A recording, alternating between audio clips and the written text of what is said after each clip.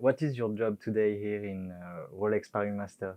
It's a new job. I was on the court for a long time, and then I stopped my career. It's going to be almost 13 years soon.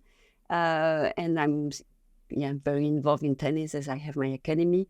But here this week, I'm in another position. I'm here to commentate the tournament for Eurosport. And that's another challenge for me. It's something I really appreciate to discover with in this new position. When I was on the court, of course, the pressure was different. There's still a lot of pressure because we have to try to share the experience with all the people, with all the fans of tennis, and that want to see the match and to live the match if they're not in the stadium. And I try to bring my experience. Of course, I try to bring my understanding of what the player lives on the court, but also trying to keep some distance, because what I lived on the court as a player is different from what the players live. Everyone is unique. Everyone has they have their own personality. So it's good to be into it, but I think we all also have to take some distance from that to make sure that we keep neutral and not judging anything. So, but I love tennis. And this is the main reason why I'm here. It's because I love tennis and I love people, and I want to share tennis, my passion, with people. What does tennis mean to you now? And how do you view or define your past achievements? Well, tennis will always mean something very special. Tennis has been my whole life, for a big part of my life. It's not the case anymore. Today I have a family, I have a life away from tennis, but tennis is always somewhere in my life. But since I was 5 years old, it was my whole life. When I saw Steffi Graf on TV, it was a long time ago now, more than 35 years ago. It's like it became a mission for me, actually. I really felt I want to do what she's doing. And I think that we all look after our way in life. And for me, it became very clear very early. I want to become a champion in tennis. I don't know really why it has been tennis, because my brothers and my father were playing tennis, and I wanted to do like them, and I wanted to do like Steffi Graf, and I started to hit the ball, and I had some talent at the beginning, and then the passion and the dream came soon. So I didn't ask too many questions to myself. I was into it until it never ends, actually, but in a different way.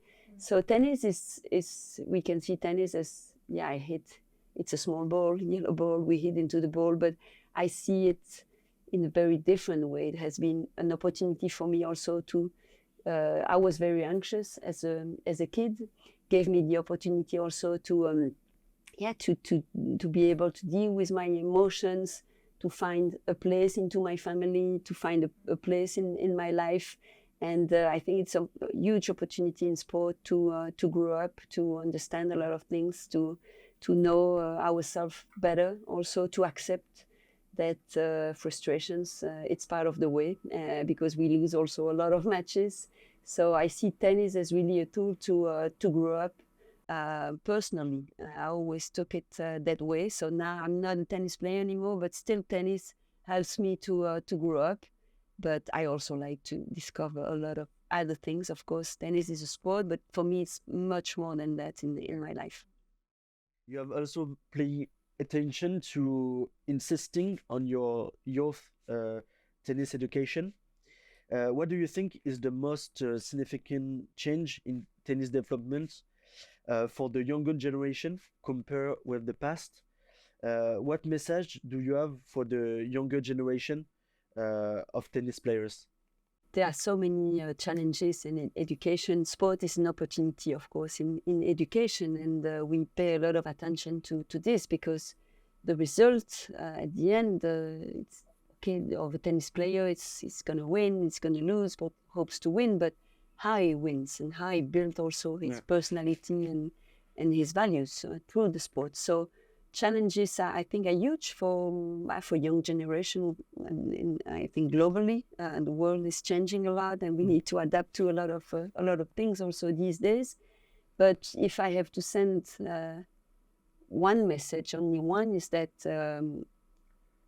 we cannot go fast all the time. We need time. I think the kids to grow up and to grow up through the sport and to get results. And results is not only if I win or if I lose, but this takes time and needs experience and needs time to fail and then to get up and then to we have ups and downs in life. And I think today to reach the goals, it's important to write the way, to write the vision. I think it's something really important. So this is the message we try to send at the academy, because my academy for us, it's our opportunity to with a lot of humility, because we cannot, we are not the parents, we are a certain kind of family at the end, so we take care of the kids that we have. But it's good also, that energy that we can feel there's an emergency for them, but it's also our role to show them that things gonna take time to be in place. And then even if we feel okay, now I'm feeling better with this, life it's unbalanced again, and we need to find balance again, and this takes time, patience, vision. So this is something we work for the future, we work for tomorrow. We don't work for today, for right now. I think it's something really that we keep in our mind all the time with our kids. When I was very young girl, and I was pretty shy. But when people were asking me, not so many were doing that, but when they were asking me, what do you want to do later? I was pretty shy, but I was saying, I want to become a champion in tennis. And they were looking at me like, oh. Justine. Eh ben, on arrive pile au bon moment. Justine Henin, vainqueur pour la 4e fois, la 3e fois d'affilée de ce Roland-Garros. We are here at the higher VIP lounge of the Paris Masters. Are you happy to be here? I think we are all happy to be here, together, and it's a cozy, welcoming space. So we see great tennis. We have friends that come to visit the space also, having good food, good drinks, and enjoy our passion and discussing like we do. So of course we are happy to be here. And how do you evaluate the cooperation between the higher and the Paris Rolex Master? I think cooperation is fantastic. It's exceptional to see that kind of partnership. Sport, tennis, especially. I'm not really objective. I'm talking about tennis because I love it so much. But still, I think that globally, it's really a platform that is unique to help people to engage in sport. And I think it's an opportunity for higher, but it's an opportunity for tennis also, because we need that kind of strong relationship with the good values to keep the sport, to help the sport to keep growing and developing. And we love tennis. So if this kind of partnership can help tennis in the future, and I'm sure it's going to be the case, we have to encourage that kind of even more partnership like this in the future. So Justine, I see that you found the Justine Henin Foundation. What is the goal of this foundation, and why it is important to you to help disease people? Yeah, the foundation, I created the foundation a year and a half ago, even if I was really involved into different kind of projects for a long time with another association that was called Justine for Kids. And then we really thought, okay, for my foundation, sport needs to find a place. And talking with a lot of people from the medical world and asked them what we could do together, we decided to create the foundation. And the mission is to encourage, to help kids that are sick in Belgium or with a certain kind of handicap to be able to have a physical activity, especially in the hospital. So there was a program that is called Gym and Joy in the hospital in Belgium, and the foundation came to give us support to structure the program, to develop the program, to help the hospital to get the infrastructure, to give the possibility to the kids to do sport in a certain way, of course, not sport of high level, but physical, adapted activity to their disease.